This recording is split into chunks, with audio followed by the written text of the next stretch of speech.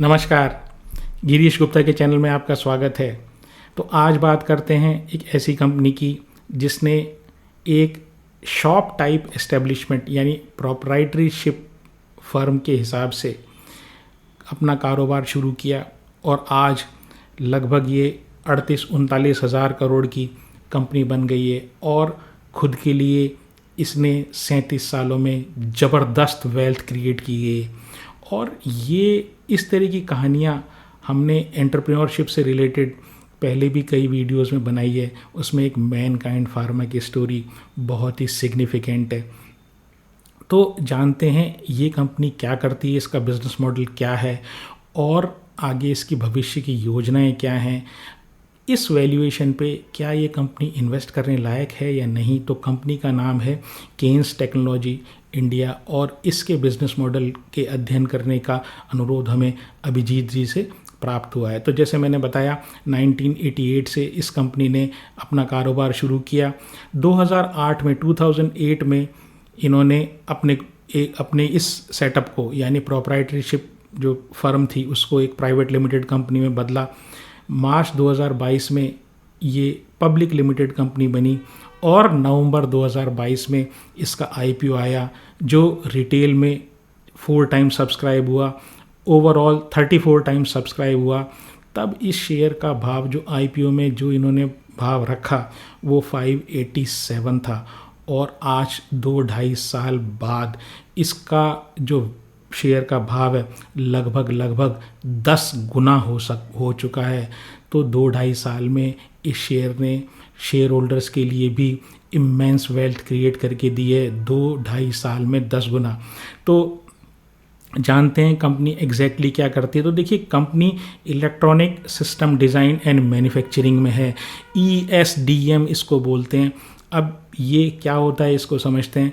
तो देखिए electronic system का मतलब कोई भी इलेक्ट्रॉनिक कंपोनेंट, जैसे हमारे घर में या आपके घरों में इलेक्ट्रॉनिक कोई चाहे खिलौना हुआ, चाहे कोई स्विच हुआ, चाहे आपकी गाड़ी में कोई इलेक्ट्रॉनिक सिस्टम हुआ, जो भी इलेक्ट्रॉनिक पार्ट है वो इलेक्ट्रॉनिक सिस्टम है। डिज़ाइन उसको डिज़ाइन करते हैं यानी उसके लिए सर्किट बनाते हैं और साथ ही साथ उसको फिज़िकली प्रोड्यूस भी करते हैं। इस चीज़ को समझने के लिए पहले एक उदाहरण ले लेते हैं।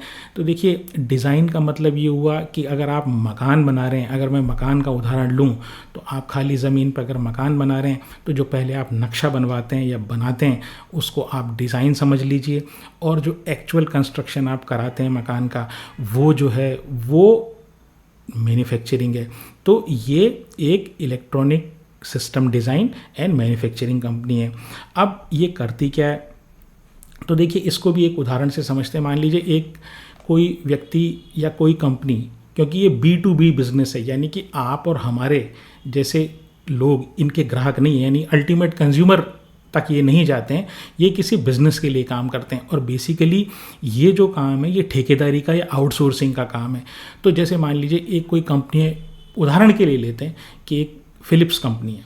फिलिप्स कंपनी ये कहती है कि हमें कुछ ऑर्डर मिला है किसी नगर निगम से या म्यूनिसिपल कॉरपोरेशन से कि हमें एक स्मार्ट लाइटिंग का प्रोडक्ट चाहिए, मतलब स्मार्ट लाइटिंग चाहिए। अब वो स्मार्ट लाइटिंग में ऐसा फीचर होना चाहिए कि जो सूर्यास्त के बाद एक सर्टेन टाइम पर वो ऑटोमेटिकली जल जाए। अगर कोई ख़राब हो तो वो वहाँ से अगर लाइट ख़राब हो तो पोल से ही वो अपने आप सिग्नल जो है वो कंट्रोल रूम को भेज दे इंटरनेट के माध्यम से और वहाँ से जो रिपेयर वाला है वो ऑटोमेटिकली आ जाए, वो रिप्लेस हो जाए। तो इस तरह की, और वो जब सुबह हो तो वो स्विच या वो जो लाइट है वो अपने आप ही बंद हो जाए। तो इस तरह के स्मार्ट लाइटिंग के लिए एक कंपनी इनके पास आती है या ये उनसे मिलकर ऑर्डर लेने का प्रयास करते हैं। तो पहली चीज़ है कंसेप्चुलाइज, कि पहले ये उस चीज़ को कंसेप्चुलाइज करते हैं कि आखिर ये चीज़ काम कैसे करेगी। उसके बाद उसको ये डिज़ाइन करते हैं कि भाई इसमें क्या क्या कंपोनेंट लगेंगे, नक्शा बनाते हैं उसका। उसके बाद इसको बिल्ड कर देते हैं, मतलब उसको मैन्युफैक्चर कर देते हैं। उसके बाद उसको अपने ग्राहक को, यानी कि जो फिलिप्स कंपनी इस उदाहरण में है, उसको मैं पहुंचा दूं। उसके बाद अगर मान लीजिए कुछ खराबी आती है, चीज़ों में खराबी भी आएगी, तो उसको ठीक कौन करेगा? तो ठीक करने के लिए भी वापस इनके पास वो आता है, तो रिपेयर करके ये वापस भेज देते हैं। और जब वो टेक्नोलॉजी आउटडेटेड हो जाए तो इसको end of life cycle management बोलते हैं। तो आप ये समझ लीजिए कि किसी भी चीज़ को कंसेप्चुलाइज कर, इलेक्ट्रॉनिक सिस्टम को कंसेप्चुलाइज करने से लेके वो जब तक प्रोडक्ट आउटडेटेड नहीं हो जाता, तो उसमें जितने भी काम होते हैं वो सारे काम ये करने की क्षमता रखते हैं केन्स टेक्नोलॉजी इंडिया। और इसीलिए इस कंपनी को electronic system design and manufacturing company बोलते हैं। फिर मैं बता दूं, ये एक आउटसोर्सिंग कंपनी है, ये खुद के लिए कुछ नहीं बनाती, ये किसी दूसरी कंपनी के लिए, जैसे उदाहरण में मैंने फिलिप्स बताया, तो उसके लिए कोई इक्विपमेंट या कोई पार्ट बनाती है। तो इनके बेसिकली 3 सेगमेंट हैं। एक OEM है, बॉक्स बिल्ड, दूसरा OEM है, प्रिंटेड सर्किट बोर्ड असेंबली, और तीसरा जो है वो ODM, product design and internet of things solutions हैं। अब ये क्या क्या होते हैं इनको एक एक करके समझते हैं। वैसे अगर आपने हमारा एक एवलॉन टेक्नोलॉजीज़ का जो हमने पिछले दिनों वीडियो बनाया था, अगर आप वो देखेंगे तो आपको ये बिज़नेस समझने में बहुत आसानी होगी। पहले समझ लेते हैं OEM बॉक्स बिल्ड क्या चीज़ होती है। तो OEM में होता ये, OEM का मतलब ओरिजिनल इक्विपमेंट मैन्युफैक्चरर। यहाँ पर कोई भी, जैसे जो मैंने उदाहरण लिया उसमें फिलिप्स वाला, इनको ये कहेगा कि भाई ये जो लाइट है ना, इसकी ये डिज़ाइन है, ये नक्शा बना के देगा फिलिप्स वाला इनको, केन्स टेक्नोलॉजी को, और उसको कहेगा भाई तुम ऐसा करो, इतना माल बना दो और कंप्लीट मुझे A to Z mall box pack करके, यानी डब्बा वब्बा उसमें लगा के, प्रिंटेड सर्किट बोर्ड बना दो, तार लगा दो, स्विचेस लगा दो, LED डिस्प्ले कुछ होगा वो लगा दो, पावर सप्लाई का सिस्टम है उसमें वो लगा दो, उसके बाद बॉक्स पैक करके, और बॉक्स पैक करके मेरा नाम छाप के आप मेरे यहाँ पहुँचा दो, और ताकि मैं इसको डायरेक्ट बाज़ार में बेच दूँ। दूसरा जो इनका वर्टिकल है, दूसरा जो सेगमेंट है वो OEM PCB है, यानी OEM तो करते हैं, यानी किसी दूसरे की नक्शे पर ये काम तो करते हैं, लेकिन वहाँ पर केवल और केवल ये जो है ये प्रिंटेड सर्किट बोर्ड, यानी उस जो भी कंपोनेंट है, ये इलेक्ट्रॉनिक सिस्टम है, उसका सिर्फ जो मेन या जिसका जो ब्रेन है ना, मेन पार्ट ब्रेन, जो एक ब्राउन कलर की प्लेट अगर आपने कभी खिलौने में देखी हो तो, जिसके ऊपर इलेक्ट्रॉनिक इक्विपमेंट लगे रहते हैं, तो वो एक्चुअली ये बनाते हैं। तो दूसरा सेगमेंट ये है। जो तीसरा सेगमेंट है वो ODM, product engineering and internet solution, internet of things solution है।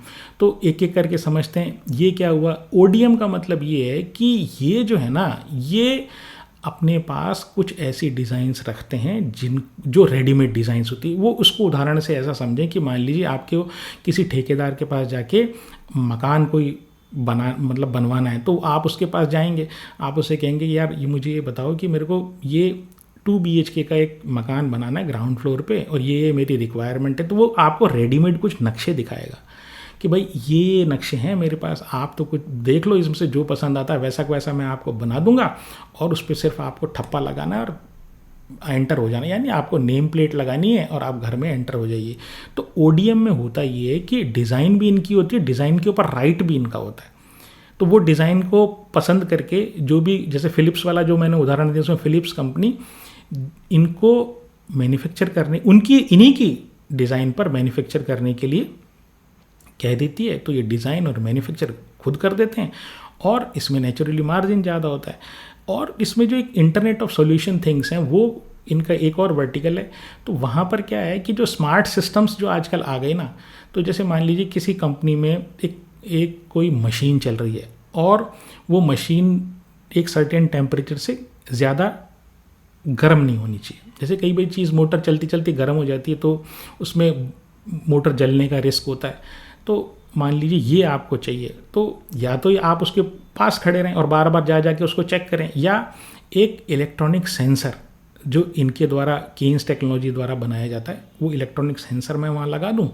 वो उसमें एक चिप होगी, चिप के थ्रू, इंटरनेट के थ्रू वो टेम्परेचर सेंसर पे मेज़र करके उसकी डिटेल एक कंट्रोल रूम को पहुंचाता रहेगा, और जैसे एक सर्टेन लेवल से ज़्यादा टेम्परेचर होता है, तो वैसे ही वो मशीन ऑटोमेटिकली या तो बंद हो जाएगी या कमांड सेंटर उसको बंद कर देगा। ये इसी तरह की चीज़ है जैसे आप घरों में, आपके घरों में या आसपास या फैक्ट्रीज़ में आप कैमरे लगा के रखते हैं, और वो आप कहीं भी जाएं तो इंटरनेट के माध्यम से वो कैमरे की जो पिक्चर या आपके उस साइट की पिक्चर आपके मोबाइल पर आती रहती है। वो बिल्कुल इंटरनेट ऑफ थिंग्स इसी तरीके की चीज़ है।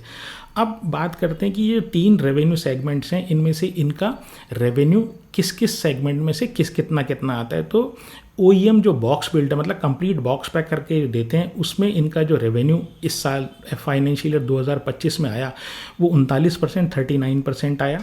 और 43% इनका रेवेन्यू प्रिंटेड सर्किट बोर्ड की जो असेंबली है उससे आया। और ये ODM और इंटरनेट ऑफ थिंग्स वगैरह से इनका जो रेवेन्यू वो 18% आया। अब आप इसमें एक बात ये समझिए कि जितना लंबा मैं काम करूँगा ना, यानी कि मैं बॉक्स बिल्ड बना के दूंगा, तो उसमें मेरा मार्जिन ऑफकोर्स ज़्यादा होगा कंपेयर टू वो चीज़ की जब मैं खाली उसकी प्रिंटेड सर्किट बोर्ड बना के दूंगा। अब मैं सेगमेंट्स की बात करूं तो इनके बेसिकली 3 सेगमेंट्स हैं, एक इंडस्ट्रियल, दूसरा ऑटोमोटिव और तीसरा अदर्स है, जिसमें एरोस्पेस, मेडिकल, रेलवेज और इंटरनेट ऑफ थिंग्स से रिलेटेड ये इलेक्ट्रॉनिक कंपोनेंट बनाते हैं। इंडस्ट्रियल से इनका जो रेवेन्यू आता है वो 55% आता है, ऑटोमोटिव से 26% आता है, और जो एरोस्पेस टाइप की जो इनके सेगमेंट हैं वहाँ से इनका रेवेन्यू 19% आता है। इंडस्ट्रियल में उदाहरण के लिए मैं दूं कि क्या प्रोडक्ट ये बनाते हैं, तो इंजन कंट्रोल पैनल ये बनाते हैं। तो वहाँ पर इंडस्ट्री में मोटर्स वगैरह लगी रहती हैं, इंजन्स और मोटर्स, वो हीट अप नहीं हो तो उसके लिए इनको ये एक पैनल होता है, ये एक सेंसर बनाते हैं, और सेंसर के थ्रू वो कमांड सेंटर से वो इंजन या वो पर्टिकुलर मोटर जो है वो कंट्रोल होती है। ऑटोमोटिव के लिए मैं बात करूँ तो हेड और टेल लैंप के लिए ये इलेक्ट्रॉनिक जो सर्किट होता है वो बनाते हैं। फिर मेडिकल में एक्सरे, डेंटल एक्सरे, और IoT में बार कोड स्कैनर, सेंसर, इस तरह के जो आइटम्स हैं ना, ये डिफरेंट कंपनीज़ के लिए बनाते हैं। अब ये एक्सपोर्ट भी करते हैं और डोमेस्टिक इलेक्ट्रॉनिक मैन्युफैक्चरिंग भी करते हैं, लेकिन मेजरली ये कंपनी इंडिया फोकस्ड है, यानी इंडिया से इनका जो रेवेन्यू आता है वो 91% आता है, नॉर्थ अमेरिका से इनका रेवेन्यू 5% आता है, यूरोप से लगभग 4% आता है। फिर कस्टमर्स की बात करूं तो काफ़ी अच्छे कस्टमर्स इनके हैं। CDAC जैसे centre for development of advance computing, Hitachi, siemens और ग्लोबल इलेक्ट्रॉनिक मैन्युफैक्चरर्स, काफ़ी सारे इनके क्लाइंट्स हैं।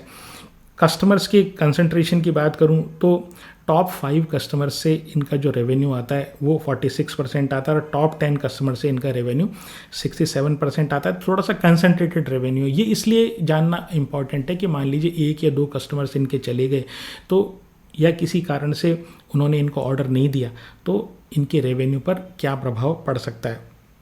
लेकिन इनकी अगर हिस्ट्री देखी जाए तो जो इनके टॉप 10 क्लाइंट्स हैं वो लगभग 7 से लेके 10 साल से इनसे माल बनवा रहे हैं, या इलेक्ट्रॉनिक कंपोनेंट्स इनसे बनवा रहे हैं, और रिपीट ऑर्डर उनको मिल रहे हैं। तो वो ये सब तभी संभव हो सकता है जब इनकी मैन्युफैक्चरिंग की क्वालिटी और जो क्लाइंट से रिलेशनशिप है वो काफ़ी अच्छा हो।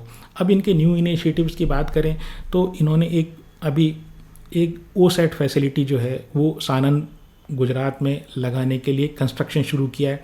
अब ये OSAT फैसिलिटी क्या हुई, OSAT का मतलब ये outsourced semiconductor assembly and testing. तो होता ये है कि जैसे NVIDIA टाइप की कंपनी ये चिप को डिज़ाइन करती है, फिर ताइवान की जो एक कंपनी है TSMC वो उसको मैन्युफैक्चर करती है। अब मैन्युफैक्चर करने के बाद वो इसको टेस्टिंग के लिए, असेंबली और टेस्टिंग के लिए ये केन्स टाइप की जो अब ये OSAT टाइप की जो फैसिलिटीज़ है वहाँ बेचती है। वहाँ पर ये एक तो असेंबल होते हैं, फिर क्वालिटी टेस्टिंग होती है, और पैक करके अल्टीमेट कंज्यूमर को भेज दी जाता है। तो ये एक नया इनिशिएटिव है, नया इनका रेवेन्यू सेगमेंट है।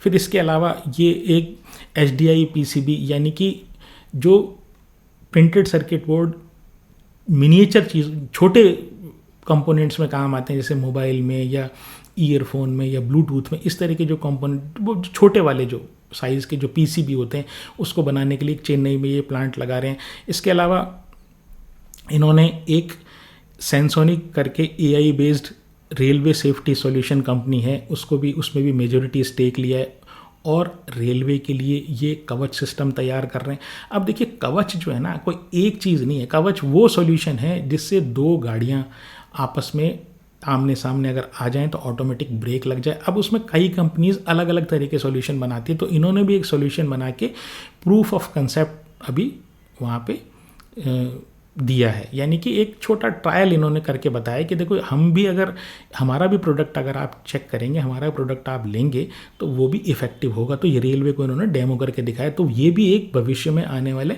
एक रेवेन्यू सेगमेंट इनके लिए हो सकता है। फिर एक अमेरिका और कनाडा में अपने फुटप्रिंट मैन्युफैक्चरिंग में और सेल्स में, यानी कि जो हाई मार्जिन वाले बिजनेस हैं वो कनाडा और नॉर्थ अमेरिका में एक्वायर करने के लिए इन्होंने ऑगस्ट इलेक्ट्रॉनिक करके कैनेडियन कंपनी को एक्वायर भी किया है। ऑर्डर बुक की बात करें तो 6600 करोड़ की इनकी ऑर्डर बुक है मार्च 2025 तक, और ये वाली जो ऑर्डर बुक है ये इनको लगभग 1.5 से 2 साल में एग्जीक्यूट करनी है, तो इनको फ़िलहाल ऑर्डर्स में कोई प्रॉब्लम नहीं है। और इनकी जो मैनेजमेंट कमेंट्री है उसके हिसाब से FY26 में यानी आने वाले साल में इनका जो ऑपरेटिंग रेवेन्यू है वो एटलीस्ट 60% बढ़ेगा, यानी कि 60% या ज़्यादा।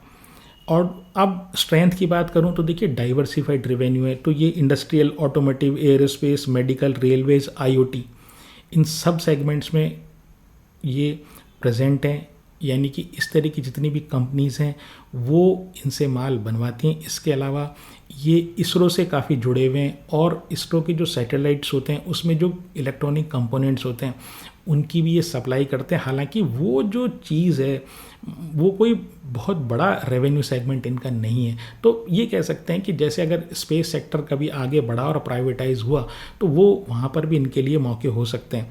फिर इनकी एक्सेलेंट रिलेशनशिप है अपने क्लाइंट से, जैसे मैंने आपको बताया कि जो जितने भी इनके क्लाइंट्स हैं वो लगभग जो 7 से 10 साल तक इनके जुड़े हुए हैं, तो इनके काम की ये तारीफ़ है। अब वीकनेस की बात करूँ तो सबसे बड़ी जो वीकनेस है ना वो ये है कि जो उनका जो रॉ मटेरियल है वो लगभग 60 से 70% जो भी इनका जो टोटल प्राइस होती है, यानी कि जो ये कंपोनेंट बनाते हैं उसकी टोटल प्राइस का लगभग 60 से 70% रॉ मटेरियल की कॉस्ट होती है। और जो रॉ मटेरियल है वो सेमीकंडक्टर और इससे रिलेटेड चीज़ें होती हैं, और सेमीकंडक्टर के ऊपर USA, जापान, ताइवान और चाइना इस तरह के कंट्रीज़ की जो का डोमिनेशन है। तो अगर कभी सोर्सिंग में, जैसे अभी ट्रम्प साहब कुछ टैरिफ लगा रहे हैं, चाइना कुछ रेयर अर्थ पे कुछ कंट्रोल लगाने की कोशिश कर रहा है, तो ऐसे इश्यूज अगर आते हैं तो आप ये समझिए कि इन कंपनीज़ को बड़ी प्रॉब्लम आने वाली है, क्योंकि अगर रॉ मटेरियल नहीं आएगा तो ऑर्डर कितने भी हो आप फुलफिल कैसे कर सकते हो। इसके अलावा जो दूसरा जो मुझे रिस्क नज़र आता है वो ये है कि ये PLI स्कीम से इन्होंने काफ़ी एडवांटेज लिया। मतलब जितने भी इलेक्ट्रॉनिक मैन्युफैक्चरिंग वाले जो हैं वो इलेक्ट्रॉनिक मैन्युफैक्चरिंग सर्विस वाली कंपनीज़ हैं, उन्होंने अभी तक बड़ा एडवांटेज इस PLI स्कीम के लिया, बड़ा इन्होंने अच्छा परफॉर्मेंस दिया है। लेकिन अगर मान लीजिए कि PLI स्कीम सरकार बंद कर दे, क्योंकि इसका फैग एंड आ रहा है, PLI स्कीम को सर्टेन टाइम के लिए दी और वो टाइम जब ख़त्म होगा तो ये कंपनी अपने आप को किस तरीके से प्रॉफिटेबल रख पाएंगी, क्योंकि ये थिन मार्जिन पर काम करती हैं और B2B बिजनेस है। फिर क्या है, जो कंपटीशन है, जो ग्लोबल प्लेयर्स है ना इलेक्ट्रॉनिक मैन्युफैक्चरिंग में, वो उनसे इनका बड़ा ज़बरदस्त कंपटीशन है। तो ये जो दो इश्यूज़ हैं तो ये देखने लायक हैं। फिर मार्केट कैप की बात करूं तो 38,500 करोड़ का मार्केट कैप है। ROE 11% है, ठीक ठाक है, कोई बहुत ज़्यादा नहीं है। डेट टू इक्विटी, हर 100 रुपये की इक्विटी पर 32 रुपये का कर्जा है। P131 है। अब आप ये देखिए, जब P131 है तो ये प्राइस टू परफेक्शन है, या बल्कि मैं ये कहूँगा कि कुछ ज़्यादा ही इसका P है। और जो मैंने रिस्क बताए कंपटीशन से रिलेटेड, रॉ मटेरियल से रिलेटेड और PLI से रिलेटेड, तो अगर इनमें से कुछ भी होने के कारण इनके रिजल्ट्स ख़राब आए तो आप ये समझ लीजिए ये शेयर धड़ाम नीचे गिरेगा। फिर 3 साल की सेल्स ग्रोथ बहुत अच्छी है 51%, 3 साल का प्रॉफिट वो भी बहुत अच्छा है 62%। इस साल कैश फ्लो फ्रॉम ऑपरेशंस है नेगेटिव है, उसका कारण ये कि काफ़ी सारा जो इनका इस साल का जो नेट प्रॉफिट है तो करीब उसी ऑर्डर में, तो इनका नेट प्रॉफिट लगभग 300 करोड़ का है और 220 या इस तरह का एग्जैक्ट फिगर मैं नहीं बता रहा हूँ, आप एक बार चेक कर लें इंटरनेट पे। तो इस रेंज में यानी 220 करोड़ के आसपास इनका जो है रिसीवेबल्स हैं। इस कारण से इनका जो कैश फ्लो फ्रॉम ऑपरेशन है वो नेगेटिव है। लेकिन ये रिसीवेबल्स मैं इसलिए बहुत ज़्यादा सीरियस नहीं मानता क्योंकि इनके जितने भी कस्टमर्स हैं ना वो काफ़ी रेपुटेड कस्टमर है, और डिफ़ॉल्ट के या ये पेमेंट नहीं करने के चांसेस जो है बहुत ही कम है। डिफ़ॉल्ट होने के चांसेस हमेशा रहते हैं, लेकिन इनके जो क्लाइंट्स के हिसाब से मैं ये कह सकता हूँ कि जो रेपुटेड उन जो क्लाइंट्स की रेपुटेशन है तो कम से कम डिफ़ॉल्ट तो नहीं होगा। लेकिन फिर भी कैश फ्लो फ्रॉम ऑपरेशंस और 131 का पी जो है ना, ये थोड़े से जो रेड फ्लैग मुझे समझ में आते हैं वो मैं आपको बता रहा हूँ। फिर प्रमोटर के पास 54% है, एफआईआई के पास 11% है, डीआईआई के पास 22% और पब्लिक के पास 13% है। तो ऑल इन ऑल मैं ये कहूँ तो देखिए डीआईए एफआईआई तो ये तो पहले से लेके बैठे हुए हैं, ठीक है। अभी की बात करें, आज की वैल्यूएशन की बात करें तो मेरे हिसाब से ये काफ़ी ओवर वैल्यूड है। ये सेक्टर भविष्य की थीम है और ये आउटसोर्सिंग की स्टोरी चलेगी, इसमें मुझे कोई शक नहीं है। लेकिन हर चीज़ एज शेयर होल्डर हमको एक प्राइस से लेनी है, तो आप एक बार जो है इसको कूल डाउन होने दीजिए। कभी ना कभी तो ऐसी चीज़ें कूल डाउन होती है, और फिर आप एक बार इस पर विचार करके अपने फाइनेंशियल एडवाइज़र से पूछ कर फिर इस बारे में कोई आप निर्णय लें। मेरी शेयर में ख़रीदने या बेचने की कोई राय नहीं है। अगर आपको मेरा प्रयास पसंद आया हो तो चैनल को सब्सक्राइब करें, वीडियो को लाइक करें और शेयर करें। आज के लिए इतना ही। नमस्कार, धन्यवाद, जय हिंद।